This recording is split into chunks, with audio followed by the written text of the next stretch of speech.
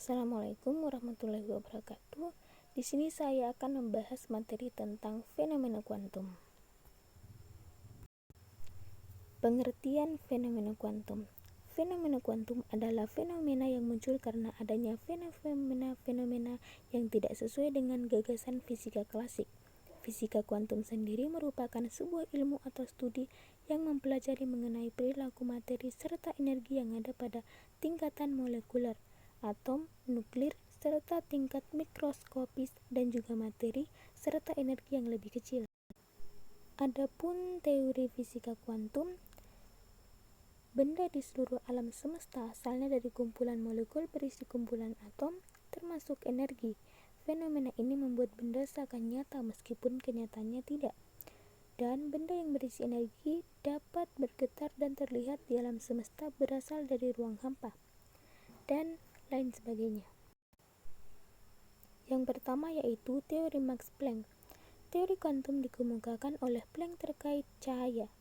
Cahaya merupakan gelombang elektromagnetik berupa paket-paket energi yang terkuantisasi diskrit yang tak bermuatan dan disebut dengan foton.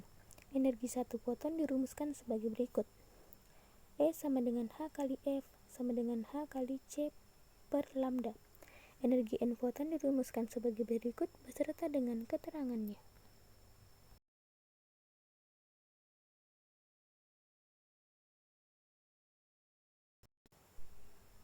Yang pertama yaitu teori Max Planck. Teori kuantum. Yang kedua yaitu efek fotolistrik. Efek fotolistrik ialah gejala terlepasnya elektron dari permukaan logam saat dijatuhi gelombang elektromagnetik. Menurut Einstein, elektron-elektron pada permukaan gelombang menyerap energi gelombang elektromagnetik yang memiliki energi ikat sebesar HeV dan elektron yang keluar berenergi EK sama dengan 12 MeV2. Syarat elektron keluar dari permukaan logam adalah sebagai berikut. Sementara energi kinetik elektron dan potensial henti dirumuskan sebagai berikut beserta keterangannya. Yang kedua yaitu efek fotolistrik. Efek fotolistrik ialah gejala terlepasnya elektron dari permukaan. Yang ketiga efek Compton. Pada percobaan elektron yang diam oleh foton, ternyata elektron tersebut terpental. Fotonnya terhambur dengan energi lebih kecil karena panjang gelombangnya lebih besar daripada foton yang datang. Pergeseran panjang gelombang foton dirumuskan sebagai berikut beserta keterangannya. Yang keempat, difraksi elektron. Menurut teori fisika klasik, elektron punya perilaku seperti partikel elektron, hanya berpindah pada garis lurus dan tidak membelok, kecuali terdapat faktor luar seperti medan magnet. Hasil eksperimen Davison-Germer menunjukkan bahwa elektron memiliki sifat gelombang. Elektron akan terdifraksi melalui celah sangat sempit dan saling berinteraksi seperti gelombang. Hal ini bersesuaian dengan hipotesis de Broglie, di mana elektron memiliki dualisme sifat gelombang partikel. Yang kelima yaitu radiasi benda hitam. Benda hitam adalah benda yang akan menyerap seluruh radiasi yang mengenainya atau benda yang tidak memantulkan cahaya yang mengenainya. Radiasi yang dipancarkan benda hitam disebut dengan radiasi benda hitam. Berdasarkan hukum Stefan Boltzmann, jumlah energi yang dipancarkan benda hitam per satuan luas permukaan persatuan maka akan berbanding lurus dengan pangkat 4 temperatur termodinamikanya. Rumusnya dapat dinyatakan sebagai berikut beserta keterangannya. Yang keenam, hukum pergeseran Wien. Hukum pergeseran Wien menjelaskan bahwa spektrum radiasi benda hitam pada suhu berapapun berkorelasi dengan spektrum pada suhu lainnya. Dengan kata lain, jika bentuk spektrum pada suatu suhu diketahui, bentuk spektrum pada suhu lainnya dapat ditentukan.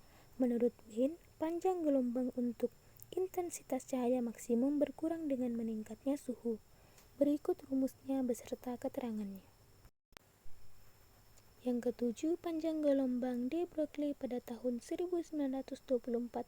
Seorang fisikawan asal Prancis, Louis dan Broglie, menyatakan hipotesisnya tentang dualisme gelombang partikel. Menurut de Broglie, semua partikel juga memiliki sifat seperti gelombang. Panjang Panjang gelombang de Broglie untuk partikel dirumuskan sebagai berikut beserta keterangannya. Adapun teori fisika dalam kehidupan sehari-hari, roti panggang yang kita nikmati sambil minum teh di pagi hari tersedia hanya karena fisika kuantum. Elemen pemanas pemanggang roti bersinar merah untuk memanggang sepotong roti. Pemanggang roti umumnya disebut sebagai alasan mengapa fisika kuantum muncul. Batang dipanggang roti menjadi panas, yang pada gilirannya bertanggung jawab untuk memanggang roti. Selanjutnya kita masuk ke contoh soal. Sebuah permukaan logam yang memiliki fungsi kerja sebesar 4 kali 10 pangkat min 19 Joule disinari cahaya yang panjang gelombangnya 3300 angstrom. Berapa besarnya energi kinetik maksimum foton elektron jika diketahui tetapan Planck sama dengan 6,6 kali 10 pangkat min 34 Joule dan cepat rembat cahaya 3 kali 10 pangkat 8. Diketahui W sama dengan 4 kali 10 pangkat min 19 Joule, lambda sama dengan 3300 angstrom, H sama dengan 6,6 kali 10 pangkat min 34 Joule, C sama dengan 3 kali 10 pangkat 8 meter per sekon. Yang ditanyakan Eka. Untuk menjawab soal ini kita menggunakan efek fotolistrik. Eka sama dengan E kurang W. E adalah energi dari cahaya dan W adalah fungsi kerja logam. Nilai E sama dengan H kali F. H adalah tetapan Planck-nya dan F adalah frekuensinya. Frekuensi diganti dengan C per lambda kurang W. C adalah cepat rembat cahaya dan lambda adalah panjang gelombang. Kita masukkan ke rumus, H-nya adalah 6,6 kali 10 pangkat min 34 dikali C 3 kali 10 pangkat 8 per lambdanya 3300 jika diubah ke meter menjadi 3300 kali 10 pangkat min 10 kurang W 4 kali 10 pangkat min 19. Selanjutnya 6,6 kali 10 pangkat min 34 kali 3 kali 10 pangkat 8 per 3,3 kali 10 pangkat min 7 kurang 4 kali 10 pangkat min 19. Selanjutnya 6,6 dibagi 3,3 2 kali 3 sama dengan 6. Selanjutnya 10 pangkat min 34 kali 10 pangkat 8 dibagi 10 pangkat min 7 sama dengan 10 pangkat min 19. Jadi 6 kali 10 pangkat min 19 kurang 4 kali 10 pangkat min 19 sama dengan 2 kali 10 pangkat min 10. Itulah tadi penjelasan materi saya tentang fenomena kuantum. Sekian dari saya. Wassalamualaikum warahmatullahi wabarakatuh.